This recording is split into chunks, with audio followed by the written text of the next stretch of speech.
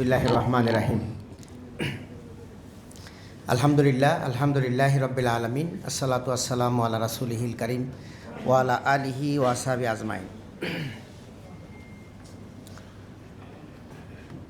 আন্তর্জাতিক মাতৃভাষা দিবস উপলক্ষে আয়োজিত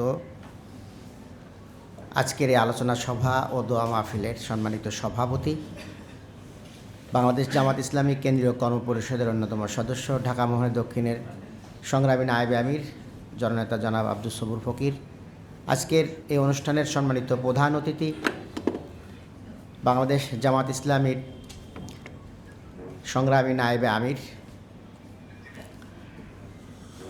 সদ্য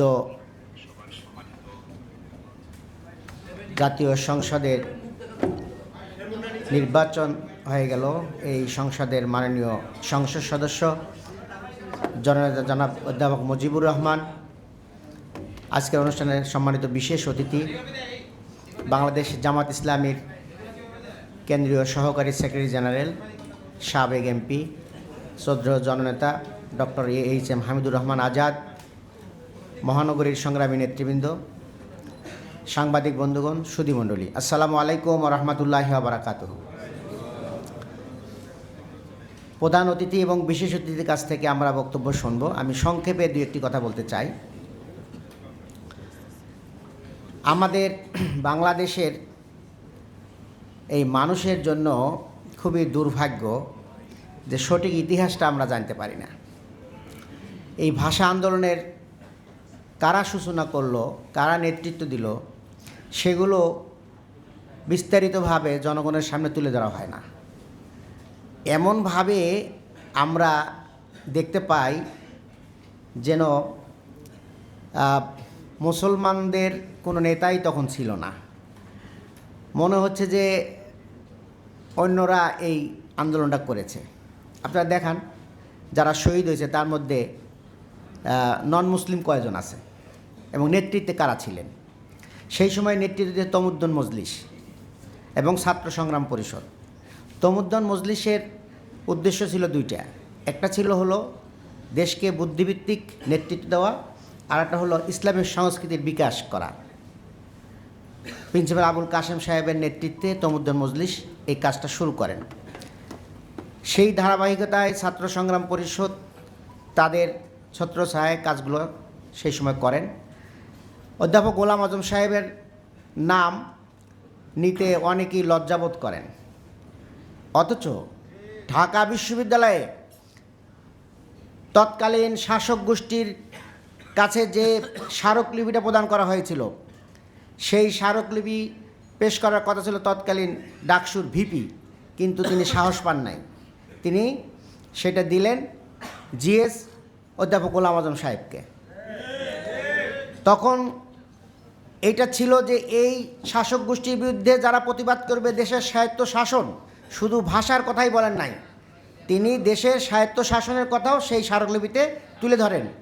শাসক গোষ্ঠীর বিরুদ্ধে এই জাতীয় দাবি তোলার মানে হলো তার জীবনের আশঙ্কা থেকে যায়। তিনি সেই দিন শাহাদাতের তামান্না নিয়ে দেশ রক্ষার জন্য যে ভূমিকা রেখেছিলেন, আজকে জাতি সেইটাকে স্মরণ করা উচিত। প্রিয় ভাইয়েরা, অধ্যাপক গোলাম আজম সাহেব উনি একটা অনুষ্ঠানে বলছিলেন, ওনাকে সম্বর্ধনা দেওয়া হচ্ছিল, বলছে আমি দুনিয়ায় কোনো সম্বর্ধনা পাওয়ার জন্য এই কাজটা করি নাই, একমাত্র দেশকে ভালোবেসে আল্লাহর সন্তুষ্টি অর্জনের জন্যই আমি কাজটা করেছি। প্রিয় ভাইয়েরা, অনাগত ভবিষ্যতের এই দেশের মানুষ অধ্যাপক গোলাম আজমকে সাহেবকে স্মরণ করবে ইনশাআল্লাহ।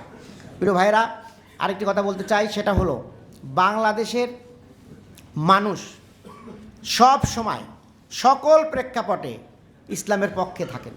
আপনারা দেখেন 52 সেই ভাষা আন্দোলন তমুদ্দুন মজলিসের ভূমিকা, 71 সালের যে মুক্তিযুদ্ধ হয়েছে সেখানেও আমাদের আপামর জনসাধারণ মুক্তিযোদ্ধাদের জন্য রোজা রেখেছেন। কিন্তু তার মানে কি ইসলামিক সেন্টিমেন্ট দিয়েই তারা মুক্তিযুদ্ধকে স্মরণ করেছেন। আর 24-এর যে গণ অভ্যুত্থান হলো, সেই গণ অভ্যুত্থানের স্লোগান ছিল নারায়ে তাকবীর আল্লাহু আকবার, এবং সেখানে ছিল উই ওয়ান্ট জাস্টিস। অতএব এই দেশ থেকে ইসলামী সংস্কৃতি, ইসলামী তমুদ্দন, এগুলোকে কেউ মুছে ফেলতে পারবে না। আজকে যারা সংসদে গিয়ে এই জুলাইকে অস্বীকার করছেন, জুলাইয়ের জন্য যারা শপথ নিলেন না, আমরা আজকের এই সমাবেশ থেকে তাদেরকে ধিক্কার জানাই এবং আমরা দাবি জানাবো অনতিবিলম্বে জুলাইকে সম্মান দিন, জুলাইয়ের শহীদদেরকে সম্মান দিন এবং সেই চেতনাকে লালন করে দ্রুত আপনারা শপথ পড়ার ব্যবস্থা করুন। সম্মানিত সুধীমণ্ডলী, আজকে এই আন্তর্জাতিক মাতৃভাষা দিবস শুধু বাংলাদেশের সম্পদ নয়, গোটা পৃথিবীর মানুষ এটাকে স্মরণ করছে। 2000 সাল থেকে এইটা সারা পৃথিবীর মানুষ স্মরণ করছে। আমরা এই বাংলা ভাষার জন্য গর্বিত। আমরা সারা পৃথিবীর ভাইদেরকেও আমরা ধন্যবাদ জানাই, তারা আমাদেরকে সম্মান দিচ্ছেন এবং আগামী দিনে বাংলাদেশের যে কোনো অন্যায় এবং অপকর্মের বিরুদ্ধে আমরা যেন সোচ্চার হই, সেই আহ্বান জানিয়ে আমার কথা এখানে শেষ করছি। আল্লাহ হাফেজ। আসসালামু আলাইকুম ওয়া রাহমাতুল্লাহি ওয়া বারাকাতুহু।